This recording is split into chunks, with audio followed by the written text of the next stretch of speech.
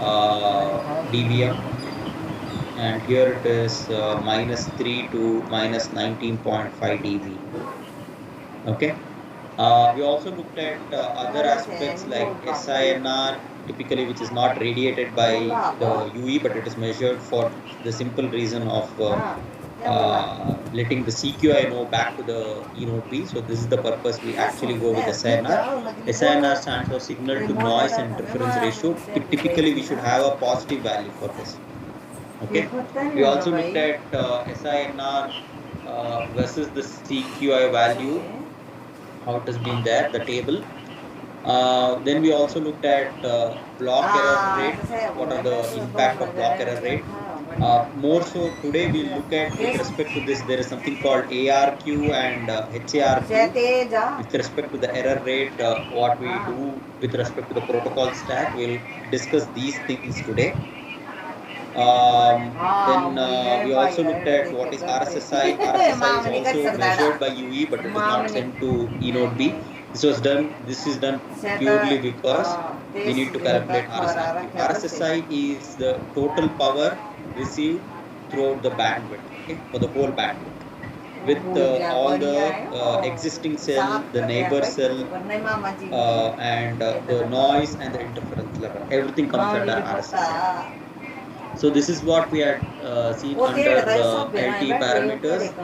LTE under LTE UE states, we looked at what do we mean by EMM, that is EPS mobility management. Here we have two states, either it is registered or deregistered. Deregistered basically means we have detached with the network. Registered means you have already switched on. Once you switch on, there is something called ECM. ECM stands for just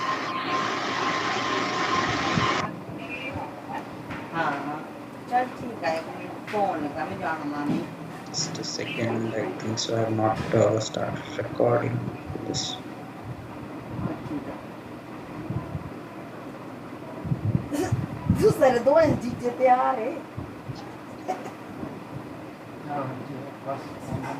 Yes, so I started recording the session. So you can see here, first one is about EMM, what we discussed. Yeah. So it is deregistered, or we have something called registered. Okay, nothing but we have attached with the network. So once it is done, the next thing is ECM connection. ECM is EPS connection management. Either we will be in idle or connected mode. And another one is with respect to radio, we have something called RRC. We'll look a little bit deeper today here. RRC is either idle or connected. And here, this is what is usually used for your handover also. You could see that we have RRC idle, RRC connected, and whenever it is in connected mode, it is also whenever you do handover, you get a message called as RRC reconfiguration.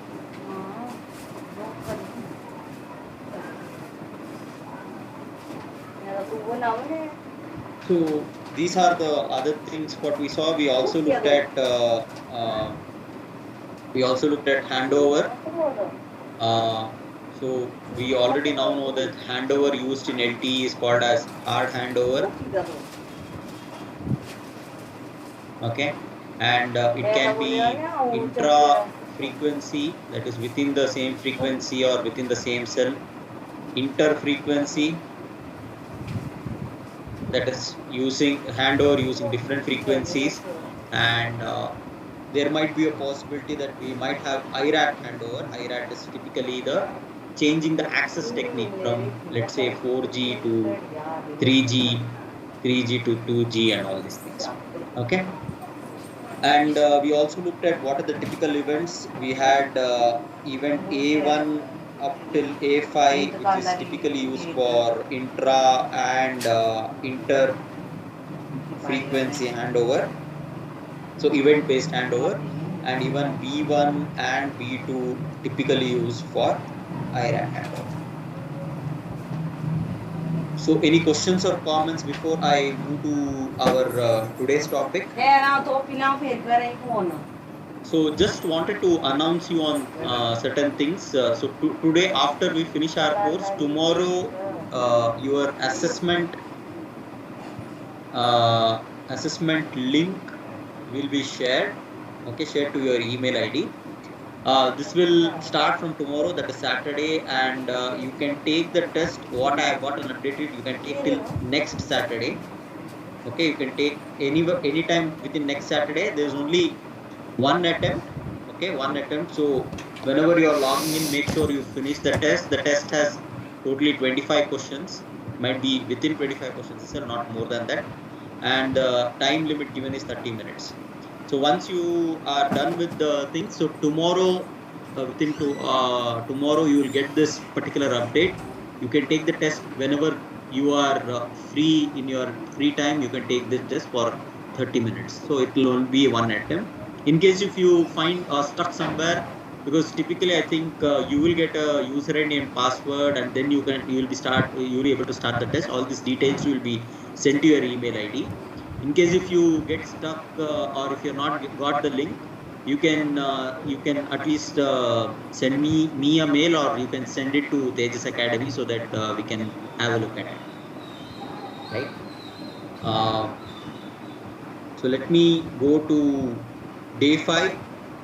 So day 5 we are mainly concentrating on something called LTE channels and radio protocol stack. So this with this we end our LTE fundamental session. Basically, LTE channels and radio protocol stack is talking about. We also look at end-to-end protocol stack. Then we'll concentrate more on the radio side. Okay, so the radio level.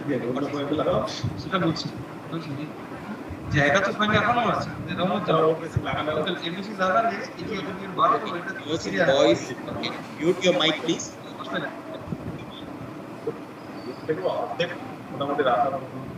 হ্যাঁ মানে ক্লিপটা পুরোটা খুলবে এই স্পেসটা রাখতে হচ্ছে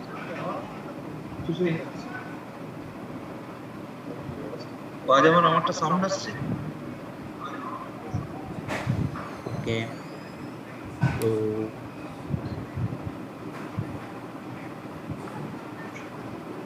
কিন্তু আমি কিছু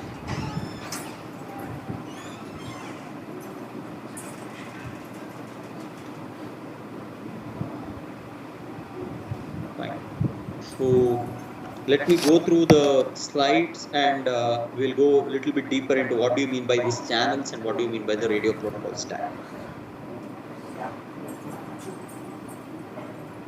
So this is what's the objective of today's session.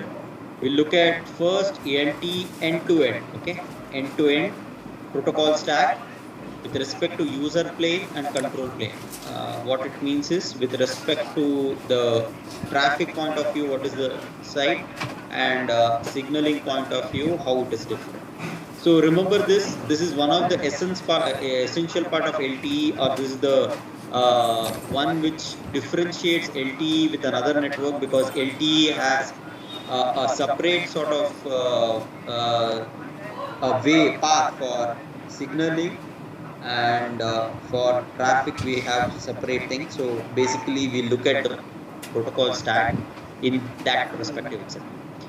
Then we'll get into the important part of our discussion, that is the radio interface protocol stack. So we will, from the end-to-end protocol, we'll concentrate more on the radio side, radio interface structure, how it is being done. Once we look at the protocol stack, then we'll go through the channel mapping. We have something called logical, transport, and physical channels. So what are these channels? How is it being used? Why are we using all these things? So we'll go into that. So once you understand the channel mapping and the radio protocol stack, we have just put a comprehensive view, giving you how the acquisition procedure takes place using these channels and synchronization. So we already discussed the synchronization part, but looking at these channels and the synchronization, I think you will get a holistic approach how our complete call flow takes place. Okay, from the starting till all the data transaction takes place using these control as well as traffic signals. Okay, traffic channels. Okay, so first one is about, I think we have already looked at the architecture. Now we look at the protocol. Protocol, what does this mean is, irrespective of whatever hardware what we have got, right? See, here we have the mobile, here we have eNode B, right? Here we have the S gateway, YS gateway. There is no MME because remember this, whenever there is user plane, S gateway is the one which plays the vital role, S gateway and P gateway. So P gateway, which is connected to the PDM, or basically it is connected to your internet. Correct? Now, we also have eNode B to eNode B interface. That also we have user plane. So our main concentration at the later part of our session will be more on this, or rather I should put it like this.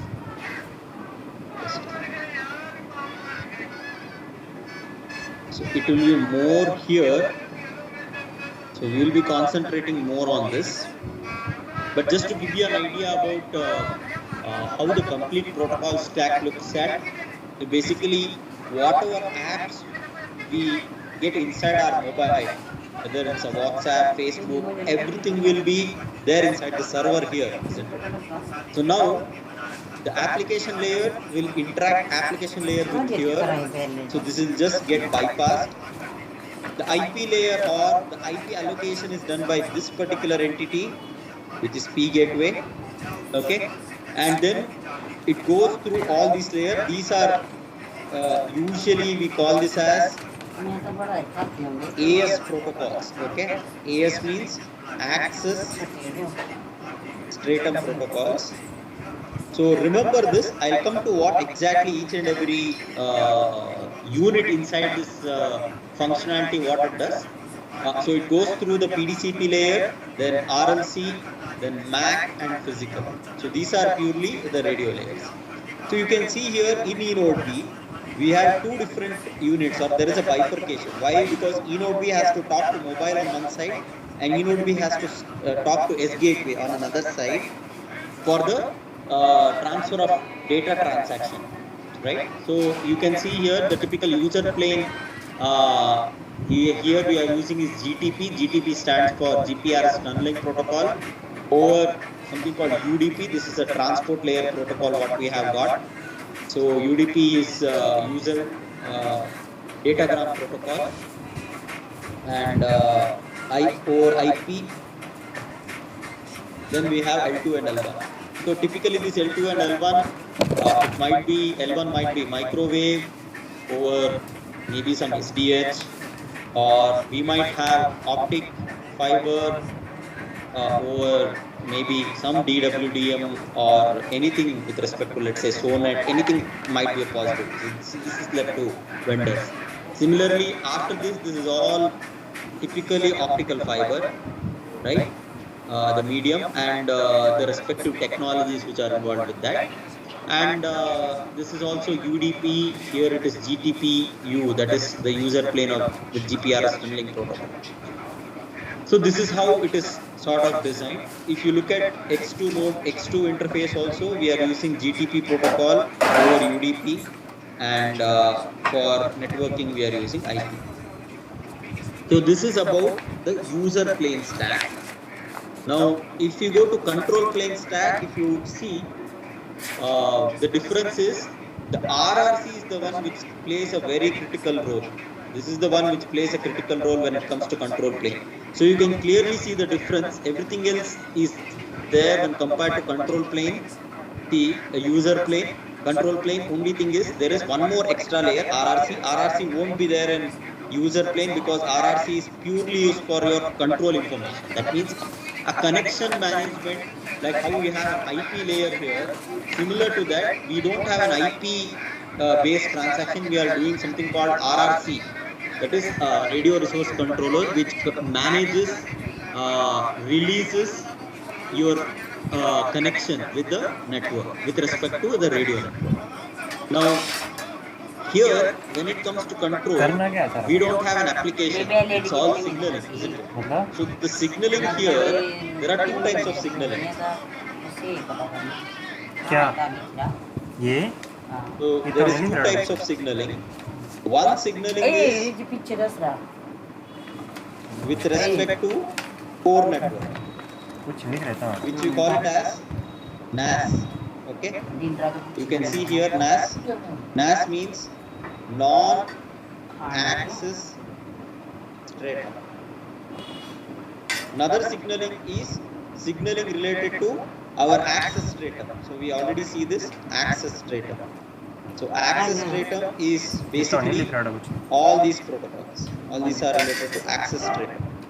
So signaling related to radio network, we call it as AS protocols. Signaling related to core network, we call it as non-access stratum protocols. Now, non-access stratum protocols, yesterday as we discussed, is purely taken care by which entity? MME. That's why you see control plane, only MME being there. And NAS protocols, basically it means like one of the example is the tracking area update what we do, the authentication what we do with the network, okay, and lot many things. Let's say the security related protocols what we do with respect to the network.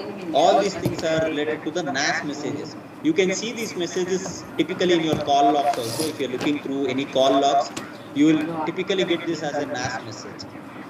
Now, this will go and get into the RRC. RRC is typically what we are doing inside RRC. I'll come to this. RRC, from RRC it goes to PDCP, from PDCP to RLC, RLC to MAC, and MAC to physical. So all these things are same which we had it in user plane also. The only extra factor here what we have got is RRC and NAS messages. So NAS is purely related to core and RRC is purely related to radio. Okay, and you can see those sort of protocol stack difference. Here we are not using GTPU. Here it will be S1 application layer over something called SCTP. So we are not using UDP here. We are using SCTP. SCTP stands for Stream Control Transmission Protocol. And rest all remains same. If you look at here, it is UDP only, but it is over something called GTPC. So the tunneling protocol is same, but here it is for the control plane. Okay, and this underlying transport layer will be UDP itself. The rest all remains same across the stack. Only other difference here also is here we are using X2 AP, X2 application layer protocol over SCTP.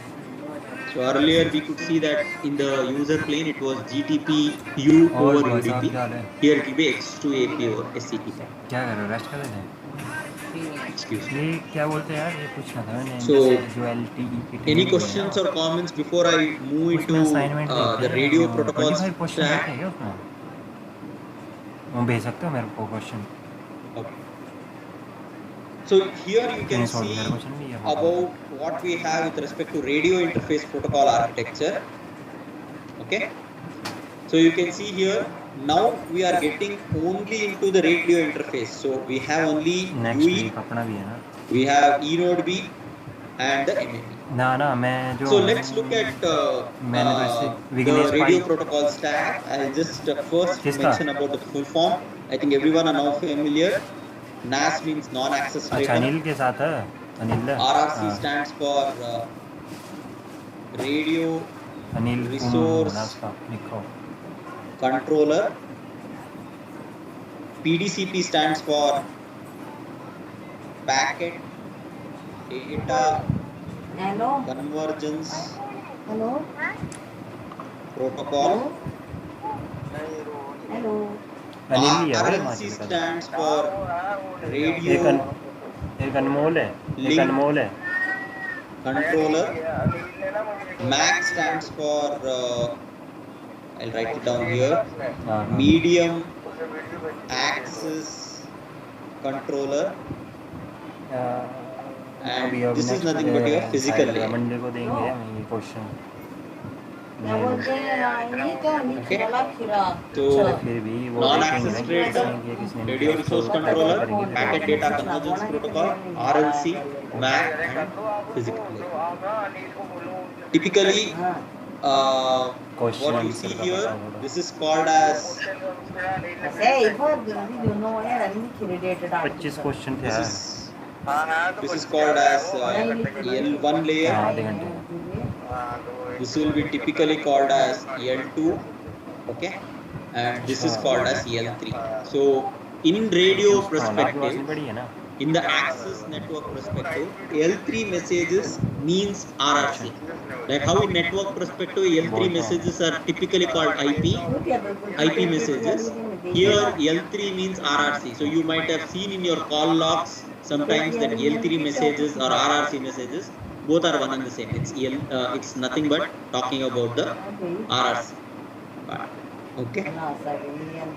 Now let's look at the functionality about each and every layer what we have got, and then we'll come to the slide. So I just want to sketch it so that to understand things better.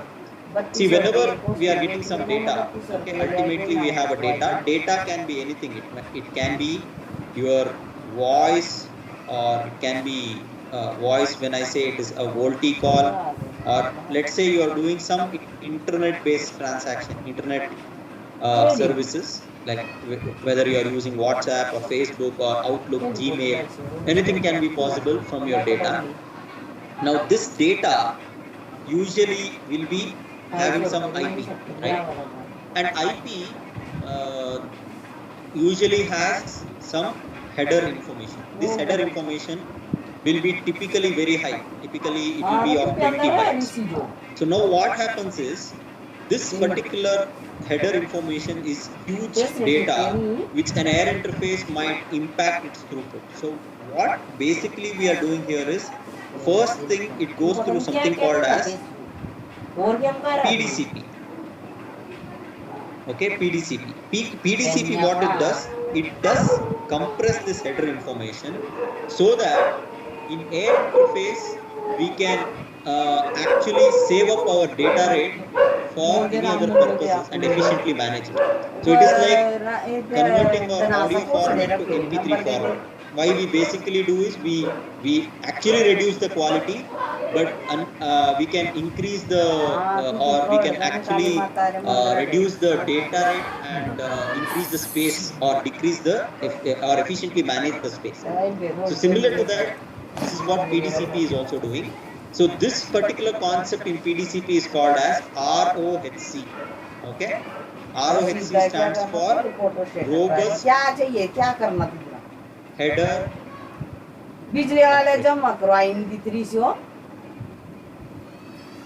Okay, so robust header compression. Now, other than this, it will also take care of, what does PDCP layer take care? Take care of let's say ciphering your data. Ciphering means putting some extra security to your data. It will also take care of sequence delivery, in sequence delivery. That means it will take care of the sequence pattern also.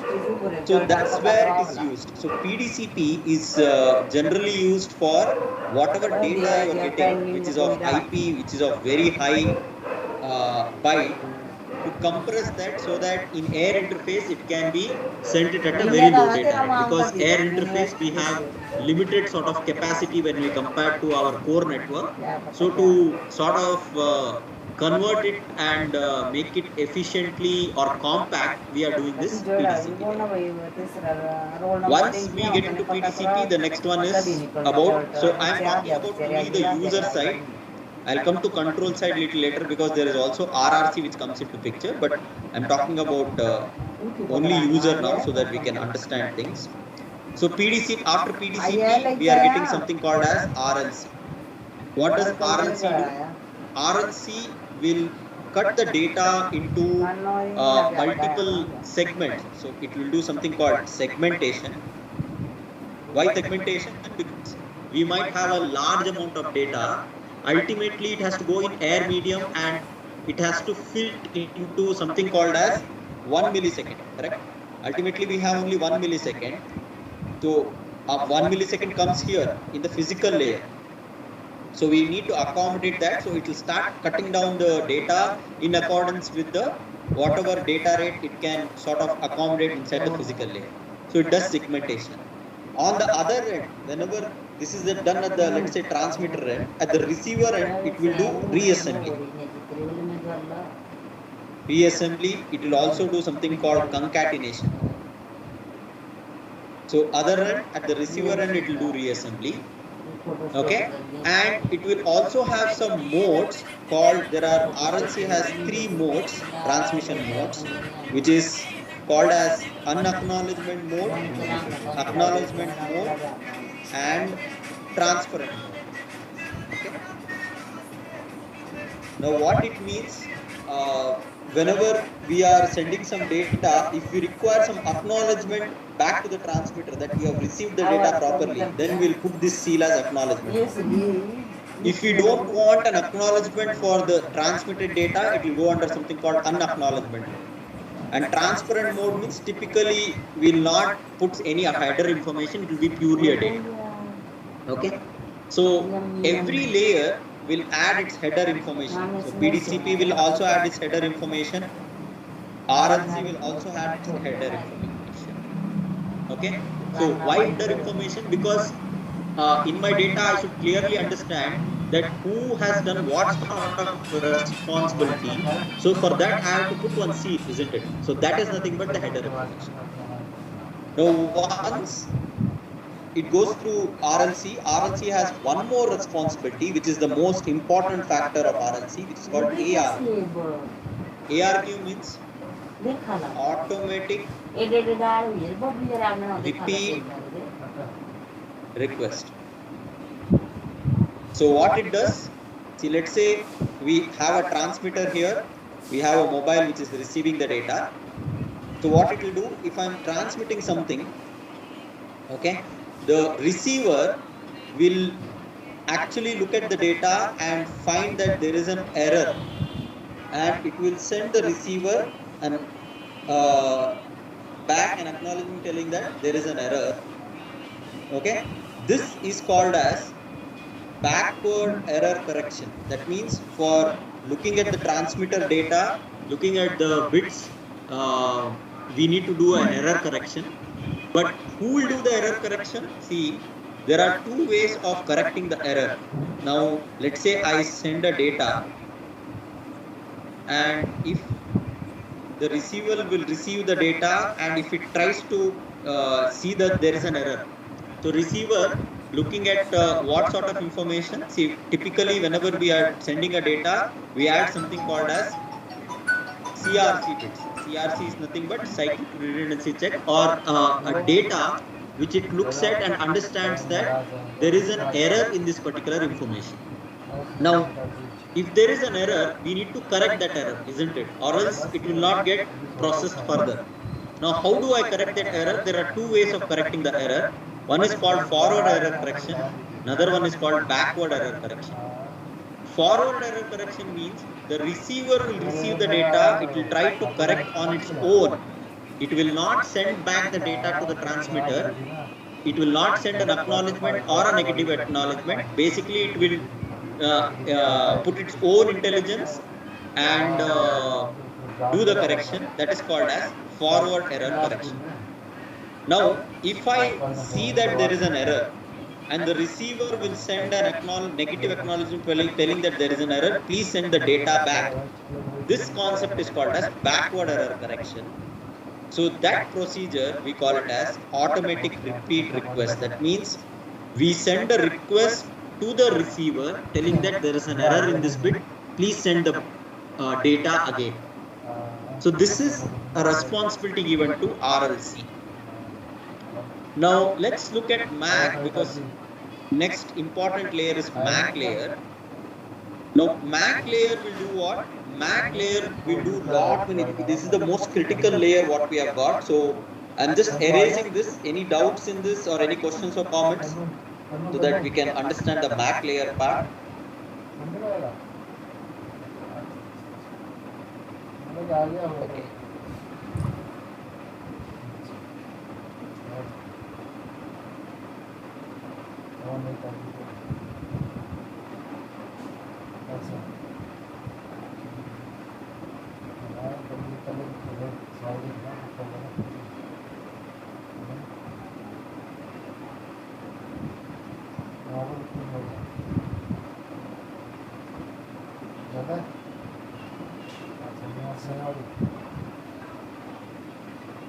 So let me come to Mac layer part.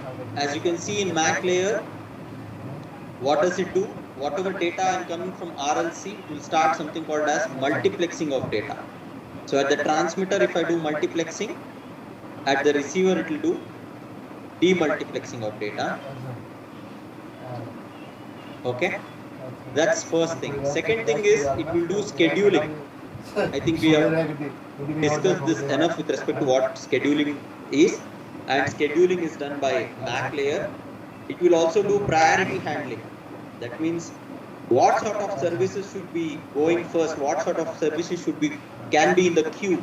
That is also decided by MAC layer. And MAC layer will also add its header information, and it will also add its trailer bits. And one more important factor which a MAC layer does is, this is very important, it will do something called as HARC. HARC is hybrid automatic repeat request. So what it does, it is a combination of backward error correction plus forward error correction. Now, how do we understand this? Just to make you understand what it really means, I take an example so that you understand things better. See, in ARQ, if transmitter is sending a data,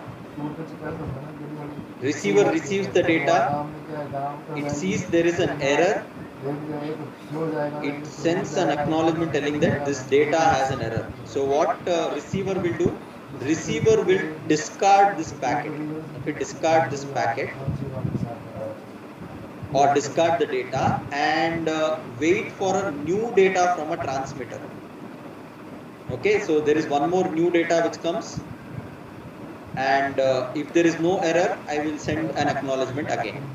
So this will be done till I get an error-free data at an RLC point of view. Okay, so what we are doing here is, whenever we find an error, we discard that packet and we take the packet only if it is error-free.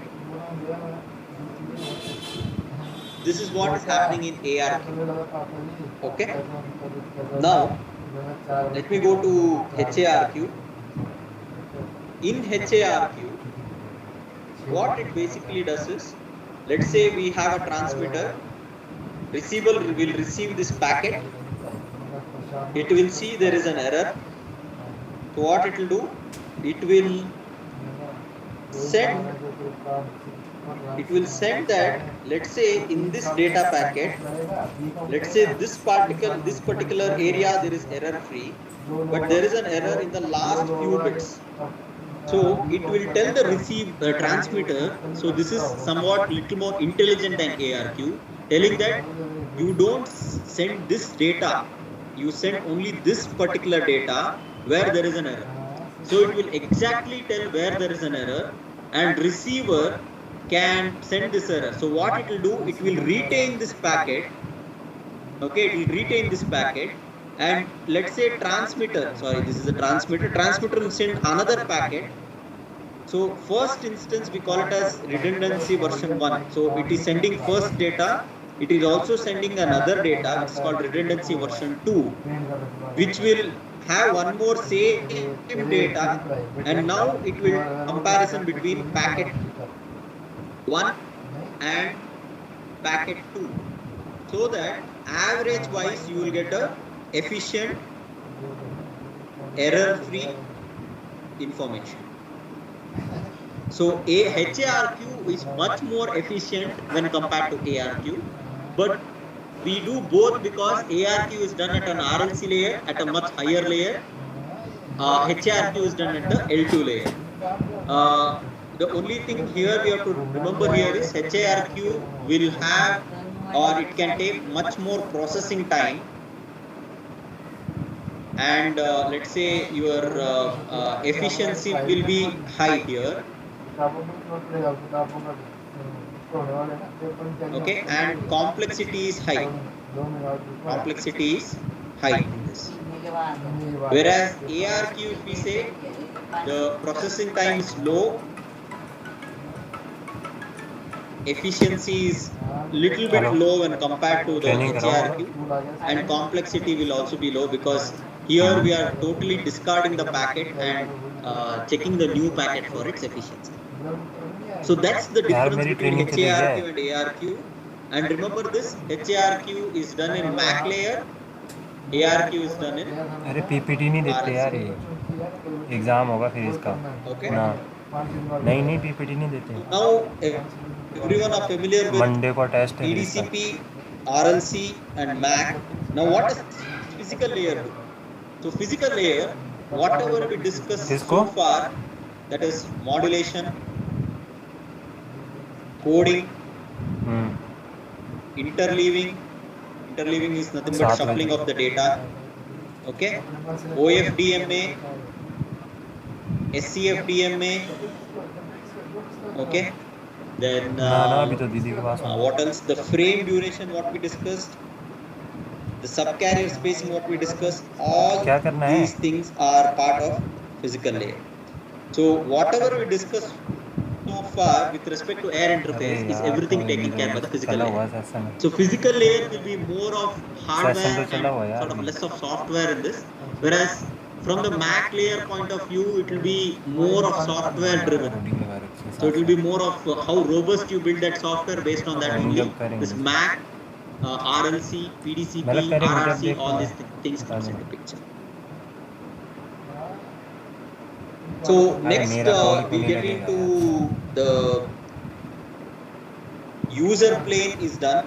Okay, I have talked about user plane. Now control plane. What does this control plane have?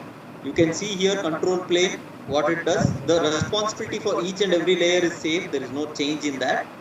The only difference here is we have NAS, that is the signaling related to core network, which comes to RRC. RRC will do all the connection management. So I'll write it down here. RRC takes care of your connection management, end-to-end connection management. That is end-to-end means what? From your UE to E node B, this complete connection management is done by RRC. So whether it is keeping the connection or connection establishment, for your connection establishment,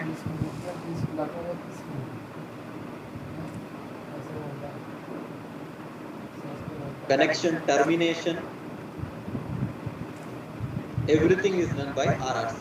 Okay, and the next important point we have to remember here is the states in RRC will be either you will be in idle mode or connected mode.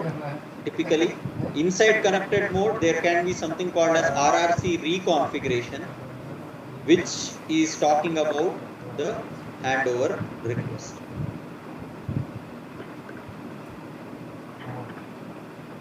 Okay.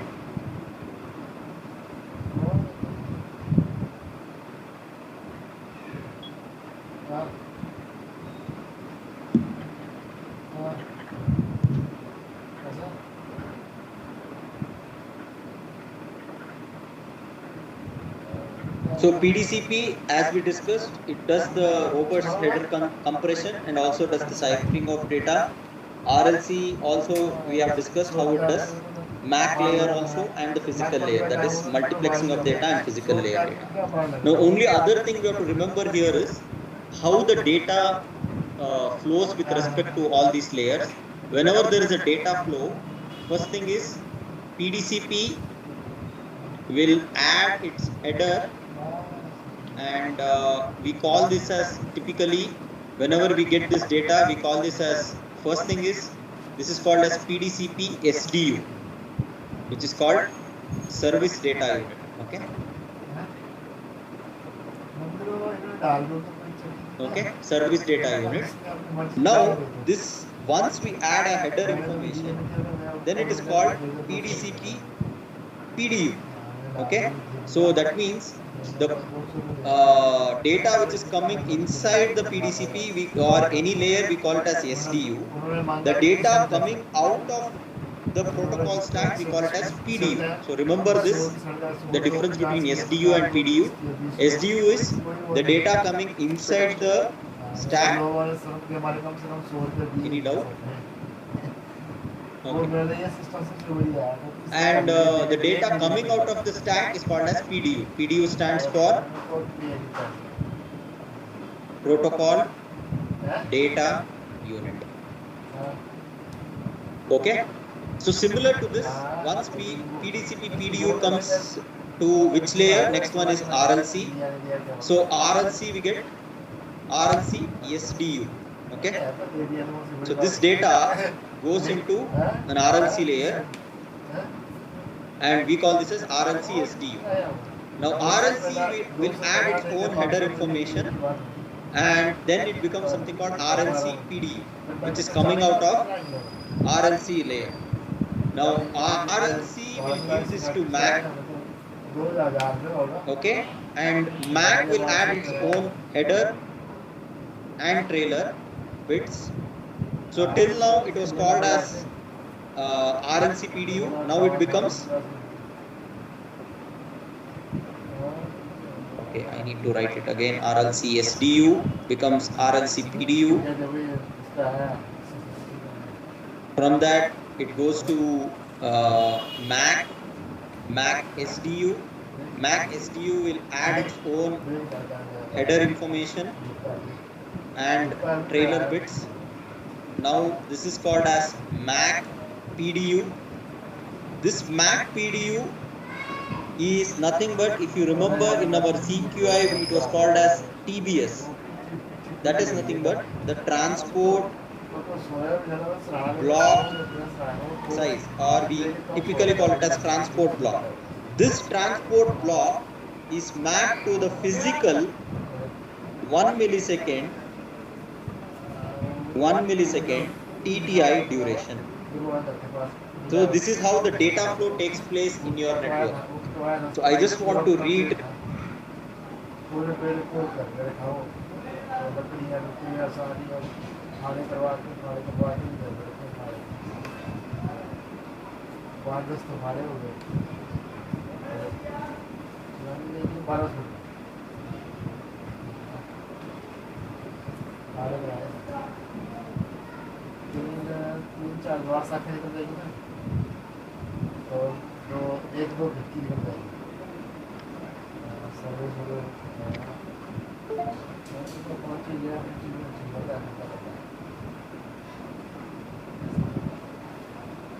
Okay, are you able to hear my voice?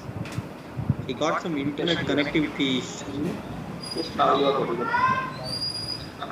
Yes. Okay, now it's now am I audible? Yes, yes. Okay, thank you so much. So I think some part got disconnected. I'm just connecting back.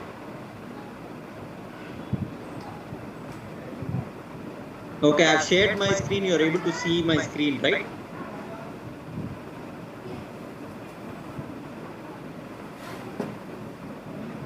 Yes, it is quite good.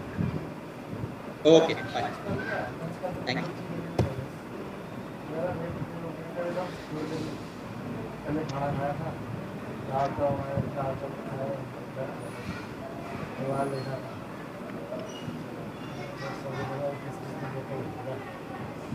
Okay, so I'll just write that down again. So typically we have some data. It can be any kind of data, internet or VoLTE services. It encounters through, first thing is about PDCP layer, because I'm talking about how the data encapsulation or division takes place. So first thing is about PDCP. So PDCP, we'll get into this and we call this as SDU without the header information. Now PDCP will add its header information, okay, and we call this as PDCP PDU, okay, PDCP PDU. Now this goes into RLC, which we call it as RLC SDU. RLC SDU will add its own header information, and we call this as RLC PDU. Now RLC PDU goes inside the MAC layer, and MAC will add its own header and trailer bits, and this is typically called MAC PDU, or it is also called as transport block. You might have heard this term earlier also, transport block. Okay, and this transport block gets mapped onto our physical layer 1 millisecond. So the transport block size should match with 1 millisecond TTI duration. So this is how the data flow takes place inside our radio network. Okay. Any questions or comments before I move towards the channel or protocol stack once again? So basically only one frame you are adding into physical layer, is it? In the 1 millisecond time. Sorry, one frame in the sense you are talking 1 TTI, right? 1 millisecond. MAC PDU. See, that can be anything. So I'll come to that. Anyways, we have a structure which explains this, but just to give you an answer with respect to this transport block size, let's say I make a transport block size and let's say it fills only 0.5 millisecond. Now I can create one more, there might be multiple transport blocks. So now there can be multiple transport blocks, let's say 5 transport blocks can be accommodated in 1 millisecond. If the transport block size is small, let's say I have a small transport block size. If I have a bigger transport block size, maybe it might be only one which can get accommodated in this 1 millisecond. So the transport block size, how we decide, it decides on based on some priority, let's say multiplexing priority or the data priority, everything, and it creates transport block size. And mind you, this transport block size will have signaling as well as data, both signaling and data. Now this might be, the size might vary, it might be 1 byte, 2 byte, let's say 5 byte or 20 byte, whatever it might be.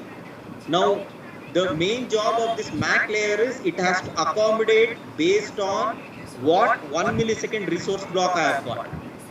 So there might be chance that multiple transport blocks can be accommodated in 1 millisecond at one instance of time, where it might be a small transport block. If I have a bigger transport block size which has been designed by the MAC layer, it has to see whether I can accommodate in 1 millisecond. Yes, if I can accommodate, I will accommodate it. If it is not possible, maybe one part I will send it in 1 millisecond. The next 1 millisecond instant, I might send the next part of the bigger chunk. Okay, so the transport block size, the MAC layer has to manage this based on what is the schedule which have been received by the eNode B for that particular 1 millisecond instance. Is this clear? Okay.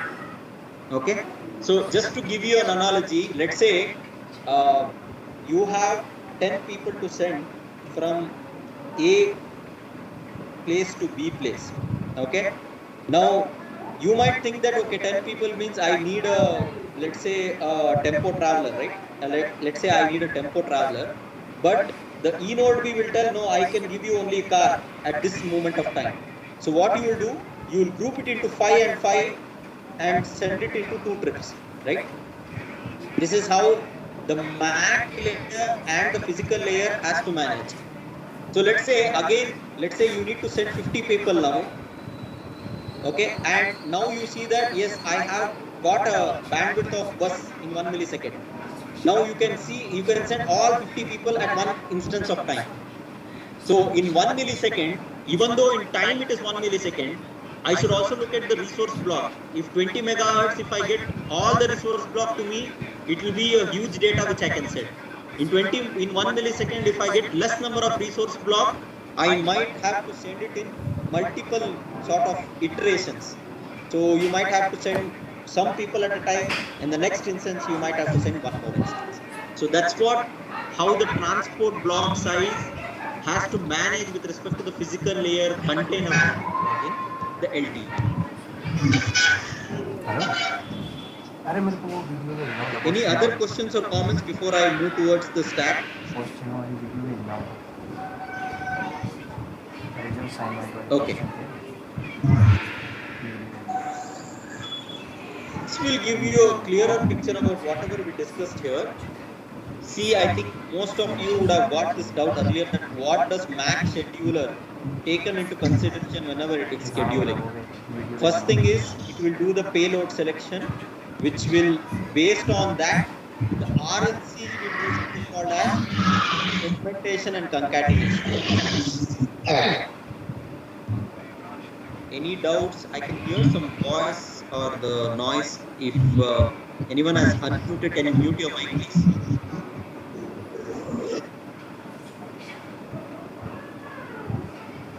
Okay, thank you so much.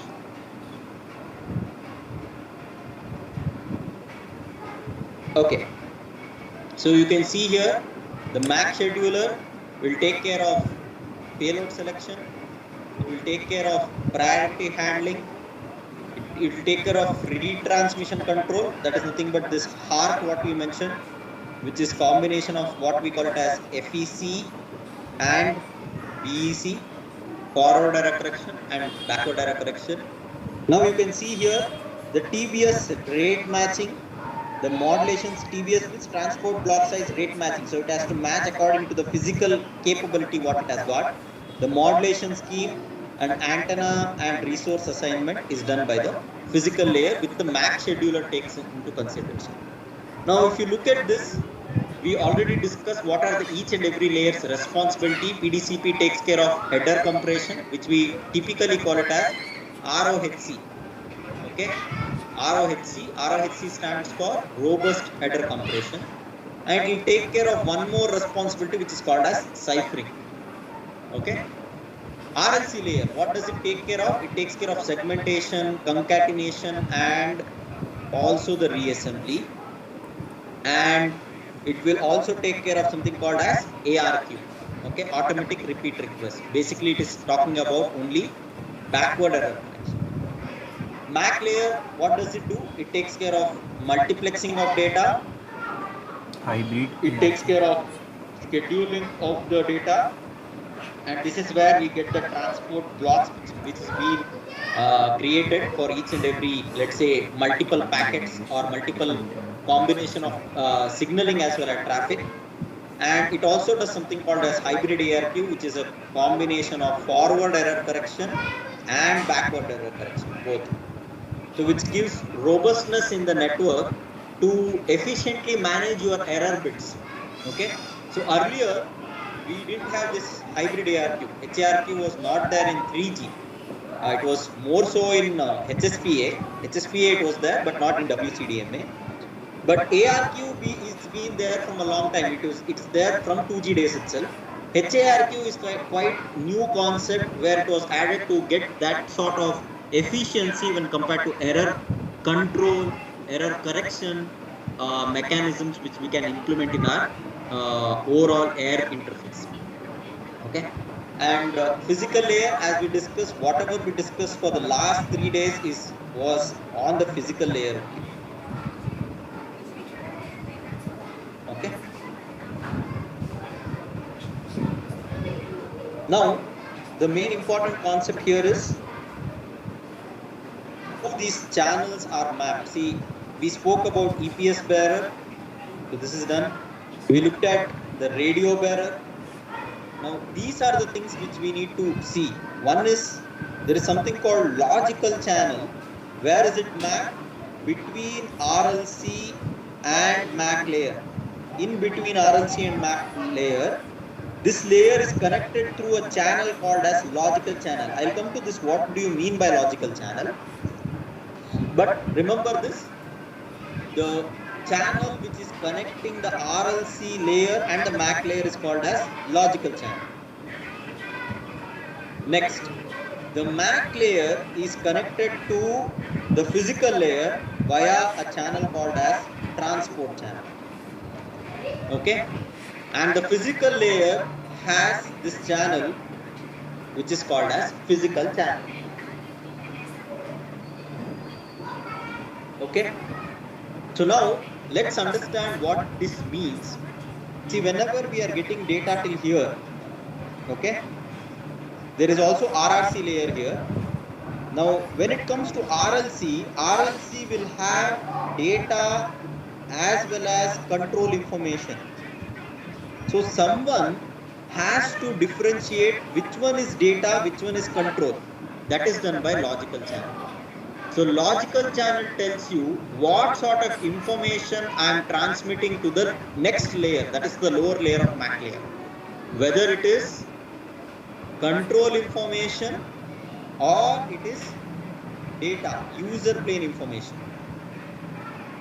Okay, user plane information. So logical channel tells you what type of data we are sending.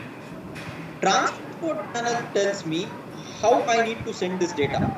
That means, as the name suggests, what sort of priority I need to send for signaling or even for traffic. Anything can be possible. Traffic means user plane.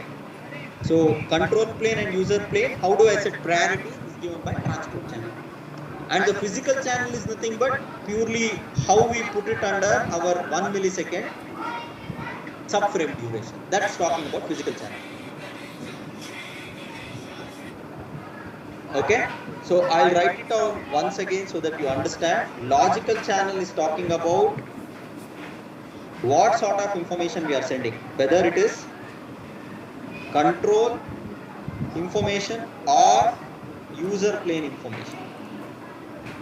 So control means basically I'm talking about signaling.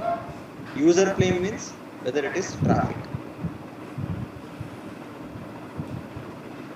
Transport channel tells me about how we send this data, okay, and that's nothing but setting the priority. And physical channel tells me about where we are sending this data. Okay, where we are sending this data. And remember this, logical channel will be always between RLC and MAC.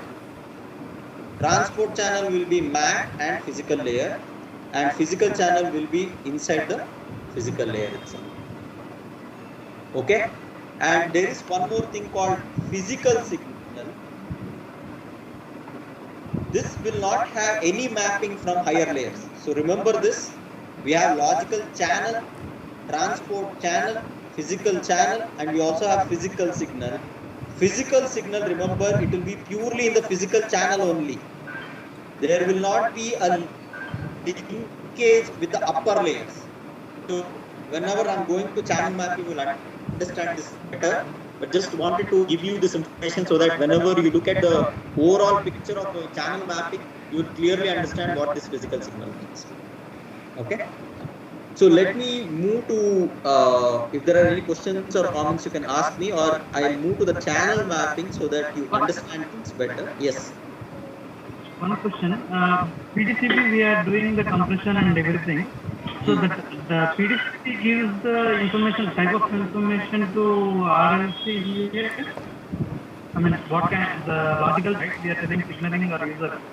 So that decision, PDCP will give to RLC, or RLC will decide based on something. Okay, RLC, yeah, PDCP will, even PDCP will have data and user plane. RLC will know that what is user and what is, see, the first thing is PDCP and RRC are here. So from here, it goes to RLC, right? So RLC will know from RRC whatever messages are coming are mainly on signaling.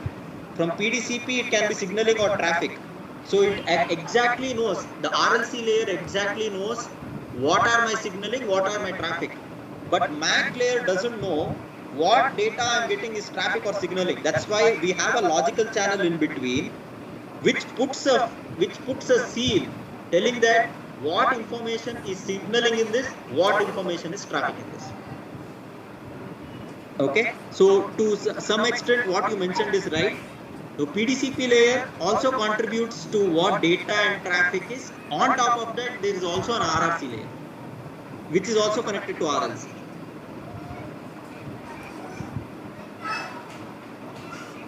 Is it clear? You want some more clarification on this? Any other questions or comments before I move forward?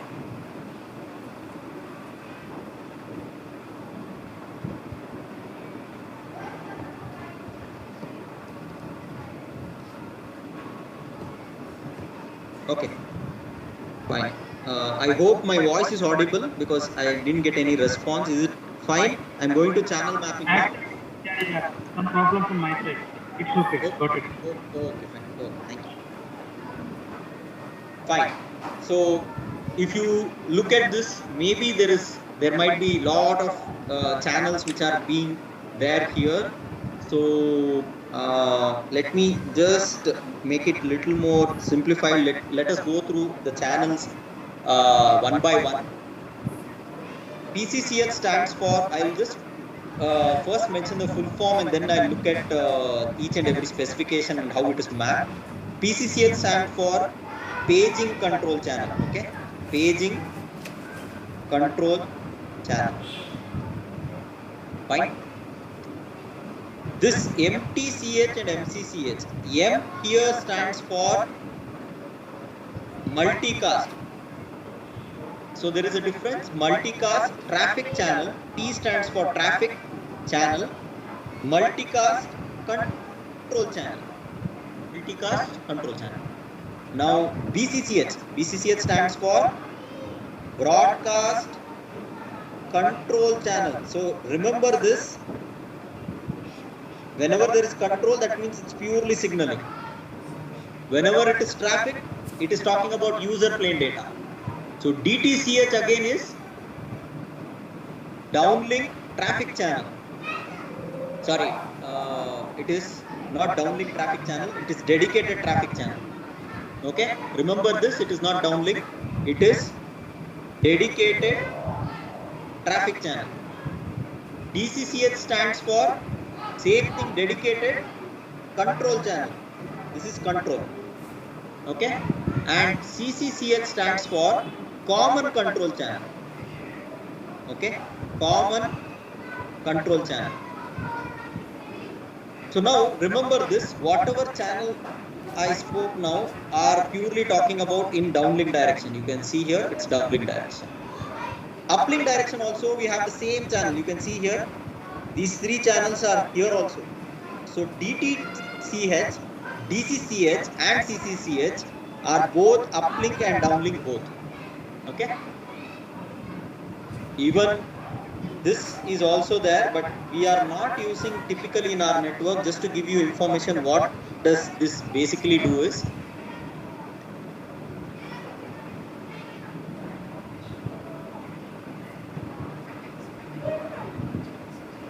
okay, so MTCH is typically used for one special service inside LTE, which is called, it was there in even 3G, it's called MBMS service.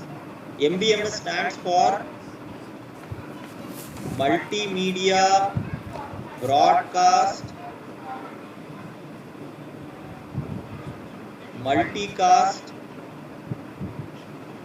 Service. Okay, what it means is it is doing multimedia broadcast multicast. What does this mean? Multicast means, broadcast means send to all. So eNode B has these multiple mobile users. Let's say there are 1, 2, 3, 4, 5 mobile users. Broadcast means it will do broadcast for all users, right? Multicast means send not to all, send to many. That means, let's say I need to send data only to these 3 users.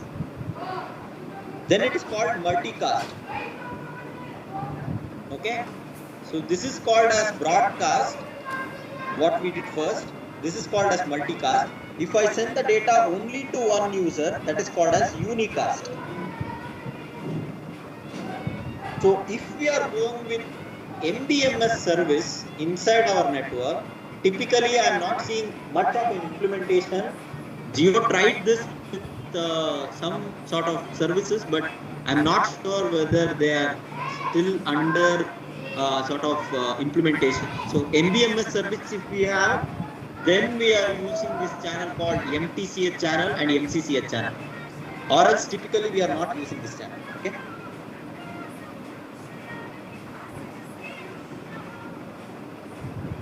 Now, I don't want to get into this channel. Other than this, we'll go through other channels now. Let's look at how to sort of decode these channels. So I'm talking about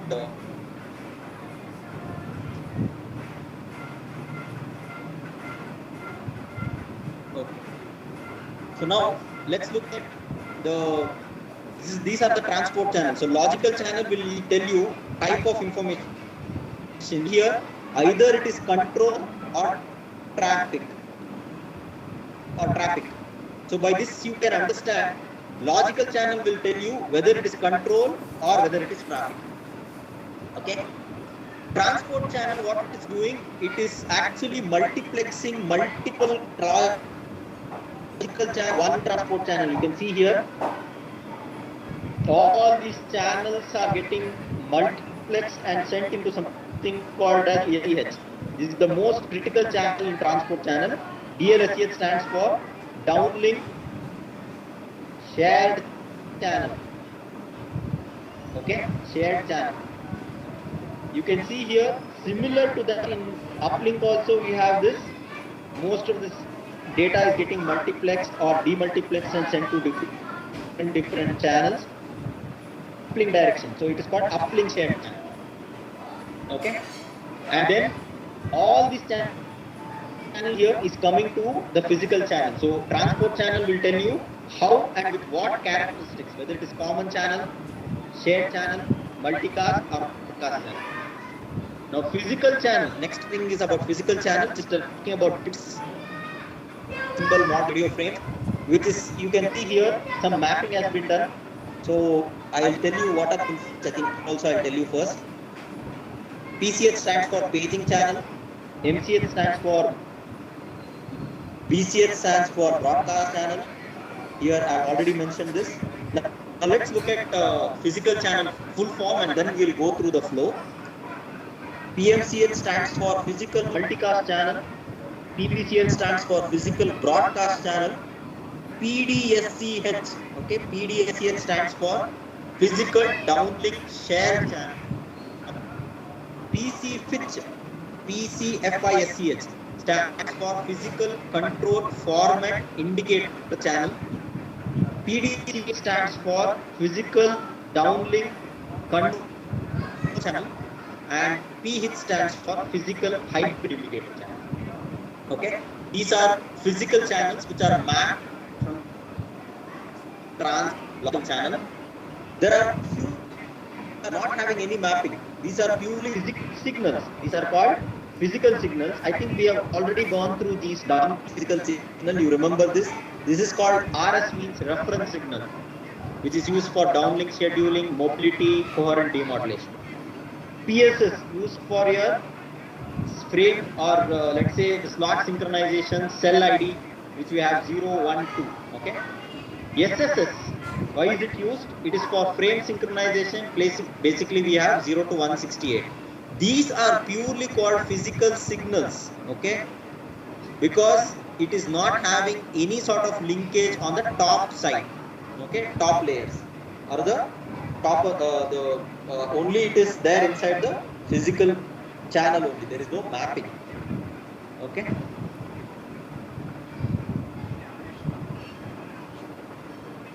Now, let's look at these things with an example, because it's kind of very cluttered information which is there inside this.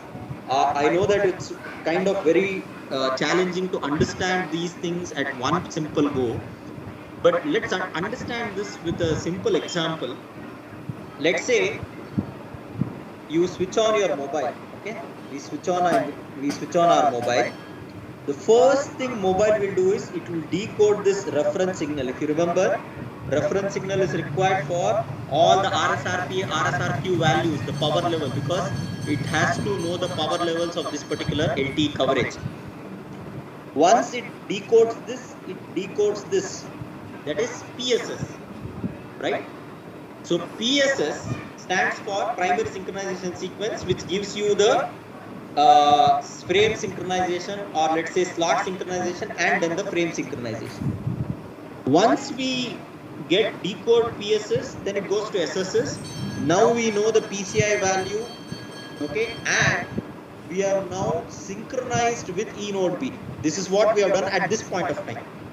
Now, the next thing is I should know the system related information of an E node B. Now I have not gone into idle mode. I have just synchronized with the E node B. So to get the system information and get into idle mode, first thing is I need to decode this information. What is this? This is called PBCH. If you remember, we had discussed this earlier, which is called PBCH, physical broadcast channel.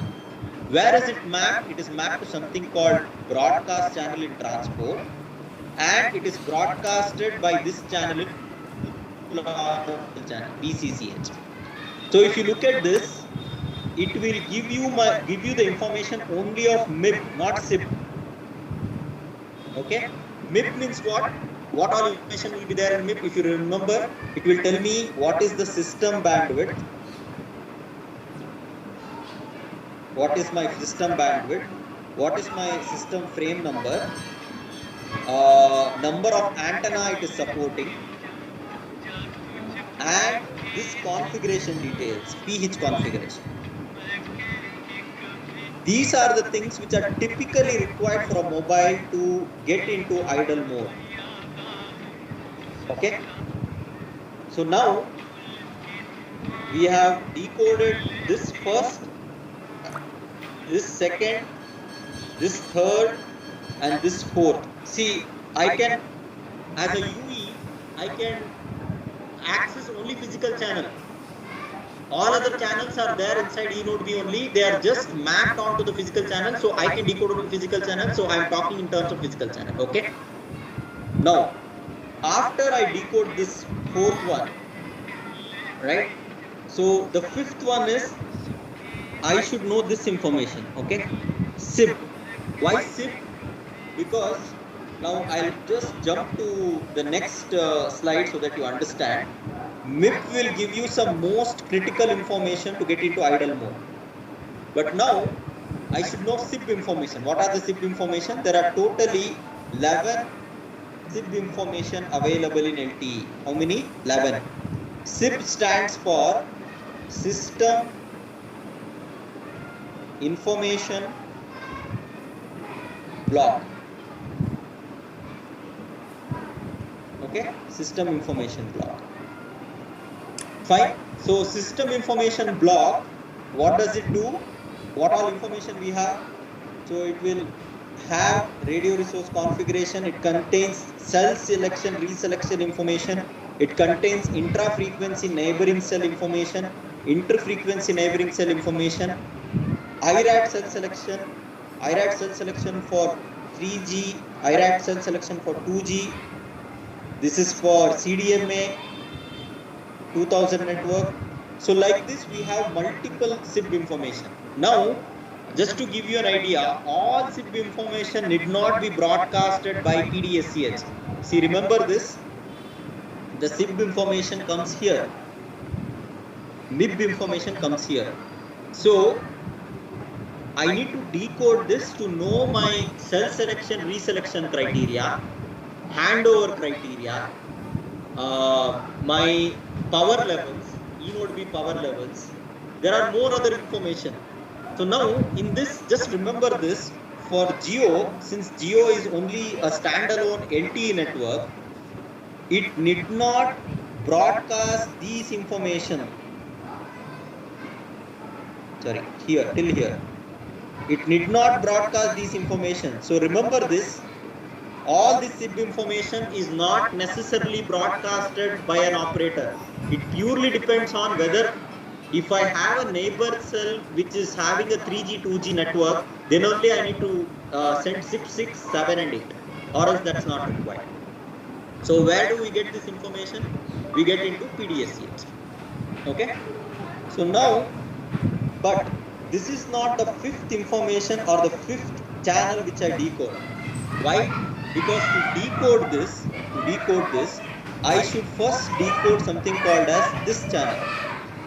So in fact, the fifth channel which I decode is PDCCH. Okay, PDCCH stands for Physical Downlink Control Channel. Okay, what does this do?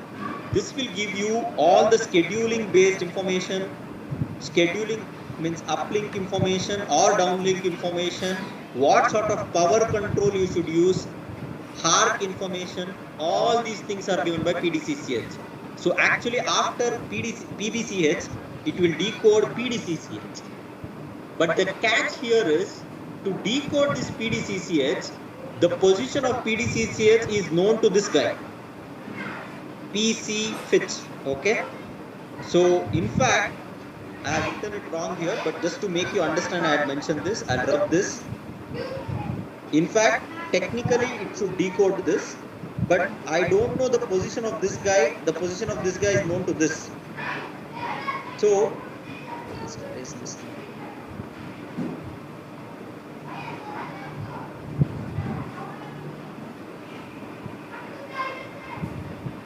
the next channel what we actually decode is this, the fifth channel. Okay, the fifth channel is this.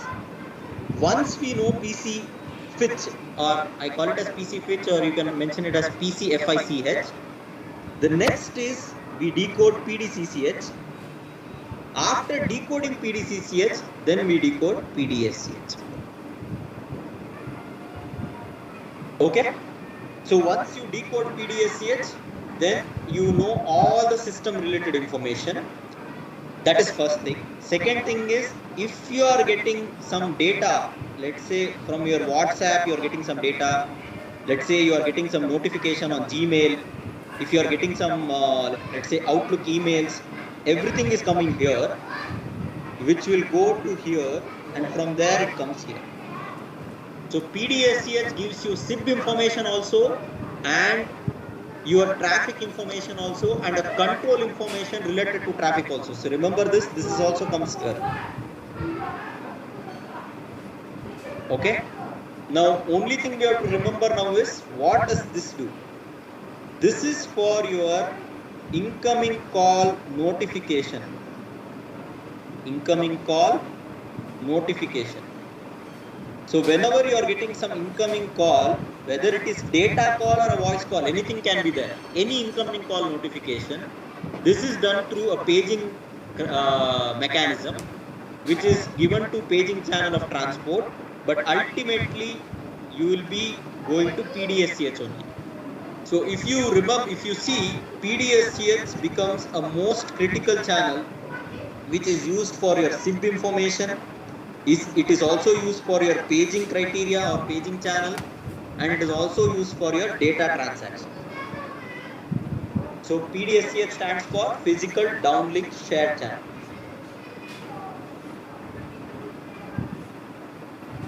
Okay. Now similar to this, same thing in uplink direction also. In uplink we have reference signal and SRS signal. SRS stands for sounding reference signal. This is for your channel estimation in uplink direction. Similar to what do we have in PDCCH, here we have PUCCH. Okay, same thing as PUCCH. Similar to what we have something called PDSCH, here it is PUSCH, Physical Uplink Shared Channel. Now what does PRAT mean? Whenever you are doing some request to the network, that means outgoing call. Whenever you are requesting for an outgoing call, first thing is you have to request, then only you get the acknowledgement. That particular phenomenon is called as PRAT channel. So PRAT is typically used for your outgoing transaction. PRAT stands for Physical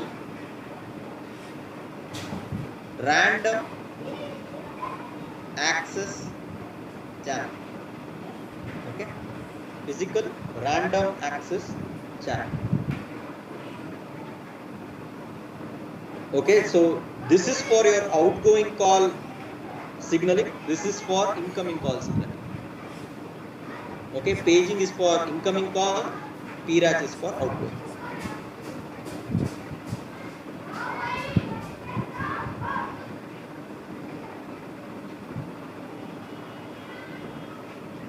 So any questions or comments before I move to next one?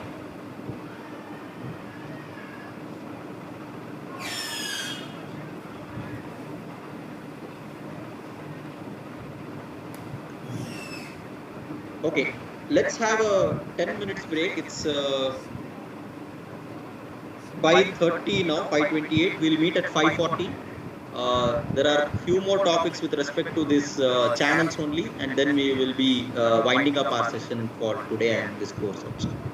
So thank you so much. I'll see you after 10 minutes. Okay. Any questions or comments, you can please ask me. I'll be there. Thank you.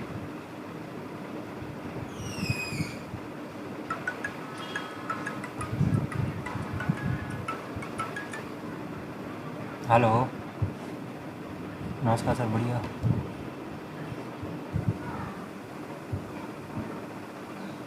Okay. So let me move to the next slide. If there are any questions, you can stop me. So this is, we are done with the SIP information. Remember, there are totally 11 SIP information available in LTE release 8. अरे ना ना कुछ नहीं, ऐसे ऐसे। Okay, I think synchronization signal, everyone are familiar where it comes. It comes in central subcarriers. It occupies actually 62 subcarriers. Okay, ESS and SSS. I think there are no other doubts in this. We have totally 504. So this is being discussed earlier. PBCH also we have discussed where the position is. It is also in the central 72 subcarriers, right? It occupies 4 OFDM symbols. Okay, and remember this, the periodicity of PBCH is 40 millisecond. Okay, that means after, let's say PBCH is here in 110 millisecond, PBCH. So after 40, that means after 4 frames, the data will be new data. PBCH data can be a new data. That's what it means with respect to this periodicity. Okay. Okay. Let's look at PC fetch. This is the new channel. What we say. PC fetch occupies. Always remember this position is also fixed. PC fetch occupies the first OFDM symbol of the subframe. The first OFDM symbol of a subframe is always occupied by PC fetch. Okay. PH and PDCCH might be there in the next OFDM symbol also. You can see here PDCCH is also there, but PC fetch always occupies the first OFDM symbol of all subframe. So the position is fixed. How many REs it occupies? 16 REs. This is also fixed. Okay. So what does this PC fetch indicates? PC fetch stands for primary or physical control format indicator channel, and it indicates how many OFDM symbols are allocated for PDCCH. That's what I mentioned earlier, that if you want to know the PDCCH information, first thing is you should decode PC fetch.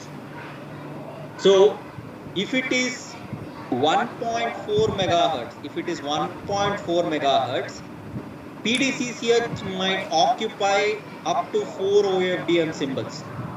If it is more than 1.4 megahertz, then it will occupy within first 3 OFDM symbol. What is that? PDCCH. Okay. So PDCCH, remember this, PC fetch will always be first OFDM symbol. If I decode PC fetch, I'll understand how many OFDM symbols have been occupied by PDCCH. It might be 1, it might be 2, it might be 3. That is for which one? For what or bandwidth? For 3, 5, 10, 15, 20. All these bandwidths might occupy maximum of 3 OFDM symbols. Maximum, that too. It can be 1, 2 or 3. बंदा क्या भेज रहा है ना, number देखिए मैंने उसको। Less than 3, that is 1.4 megahertz. It can be first OFDM symbol, second, third, or fourth. It might occupy max to max 4 OFDM symbol if it is the bandwidth of 1.4 megahertz. This is what is indicated by PC fetch. That's why it is called control format indicator. It is only the job of PC fetch is indicating that particular PDCCH channel. So I am going to the next slide. So what is PDCCH? You can see here, PDCCH is basically used for downlink and uplink resource assignments, multi-user transmit control commands, and paging indicator. Okay. Now, how much PDCCH will be occupied will be told by something called as CCEs. How do I remember this? See, it's very simple. These REs, what we have is the smallest element.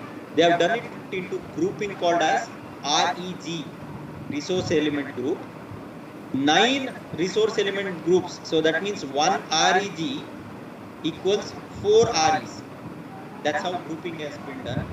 And in turn, 9 REG becomes 1 CCE. So this CCE stands for control channel element. So RE stands for resource element. REG stands for resource element group. And CCE stands for control channel element.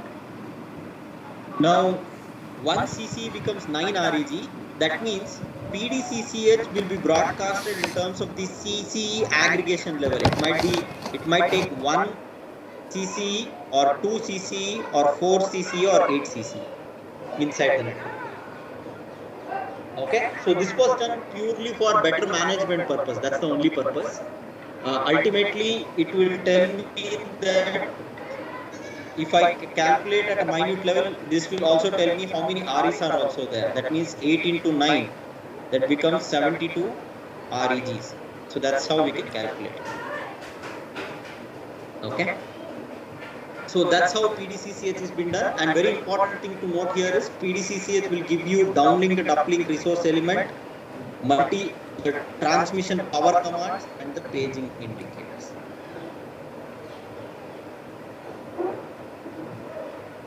Okay, so this will tell you exactly the call flow what I discussed earlier. So UE will switch on. Once you switch on, it will start searching the strongest cell in downlink. So what it will do, first thing it will do is synchronization. Synchronization it does through something called PSS and SSS. And it will also decode PBCH so that it gets MIB information. So once it gets into MIB information, you can see here PSS and SSS is there. And once it gets into MIB information, the next thing it will do is, you can see here, so it talks about the cell ID group. This is PSS only. This is SSS information. And then once it reads PBCH, it acquires the most essential system information. Now it will read PDCCH, PDSCH and gets registered with the network. Okay. So if you want, I'll write it again here. The first thing is PSS. Next thing is SSS. In fact, first thing is RS, reference signal, then it's SSS. Okay. Then after SSS, it will read PBCH. After PBCH, it will read PCFetch. PCFetch is read because we need to know the position of PDCCH. Once we know this, it will start reading PDSCH. And once we know PDSCH, it would have been registered with the network. And remember this always uses only QPSK, 16 QAM and 64 QAM.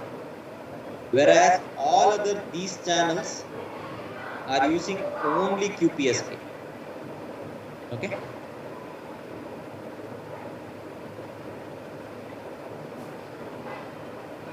Okay. So let us summarize whatever we discussed so far.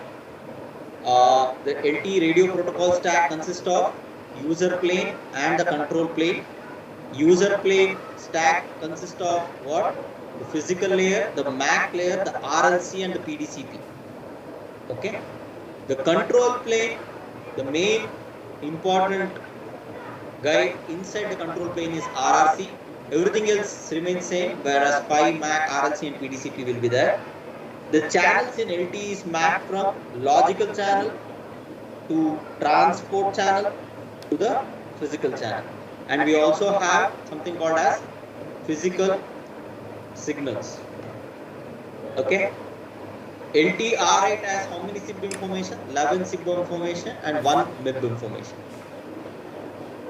PCFIT, PDCCH, PH and PBCH are all control channels.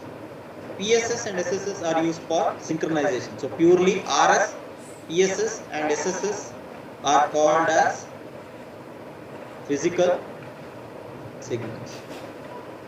Okay. Any questions or comments before we get into quiz?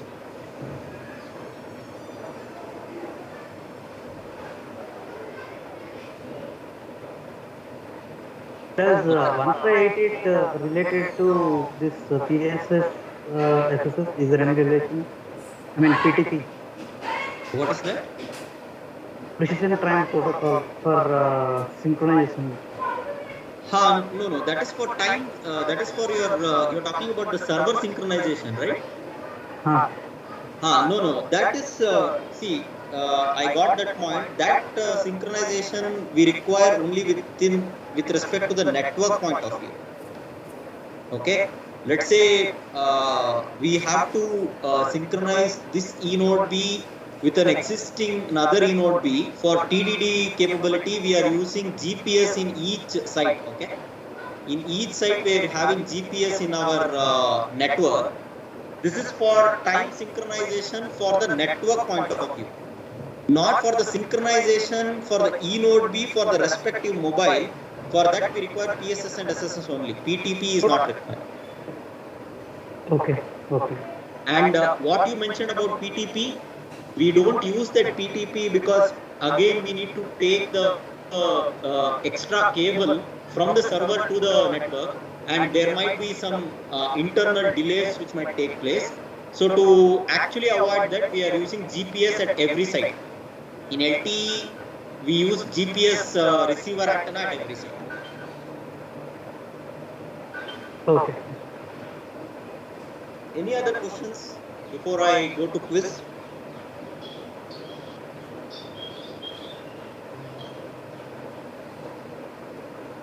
Okay, so let me go to quiz. So let's see the first question. The channel between MAC and physical layer is? Physical channel. Sorry? Physical channel. Physical channel? It's transport channel. Remember, between RLC and MAC, it is logical. Between MAC and physical, it is transport. Physical channel is inside the MAC layer. Sorry, physical layer. Okay. SIB appears in dash physical channel. Where does SIB appear? In which physical channel?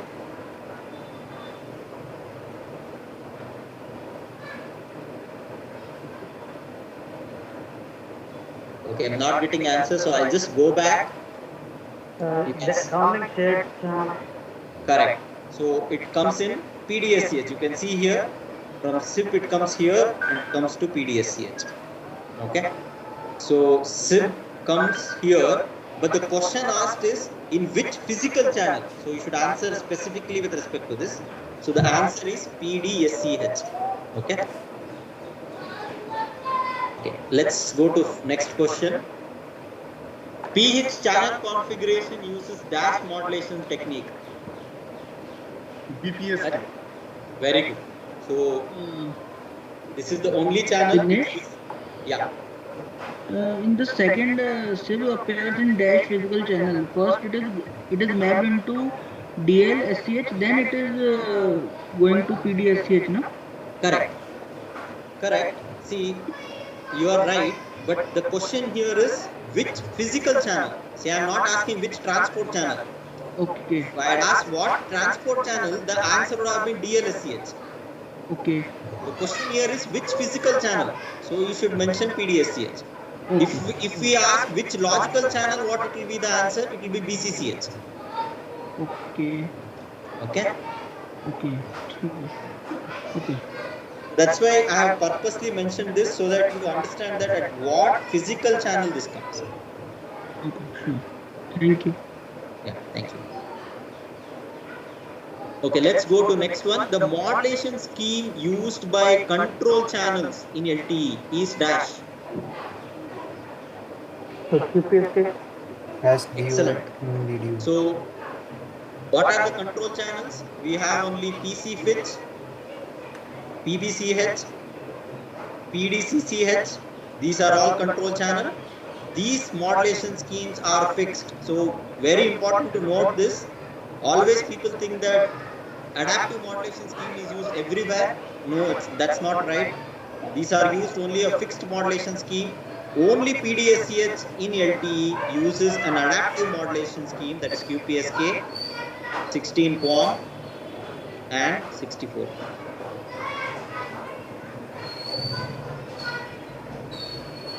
Okay. So let me go to the last question. PSS and SSS effectively uses only how many subcarriers?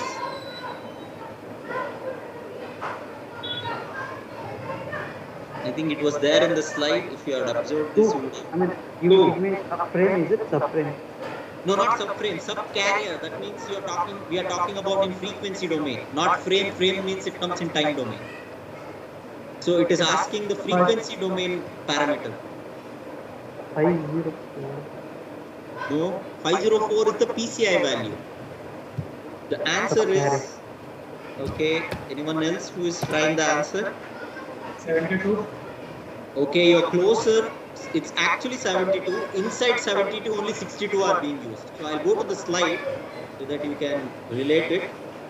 You can see here, PSS and SSS actually comes in central 72 subcarriers, that is 6 resource block. But inside that, we are using only 62. Whereas if you go to PBCH, it occupies all 72. Okay, that's the difference.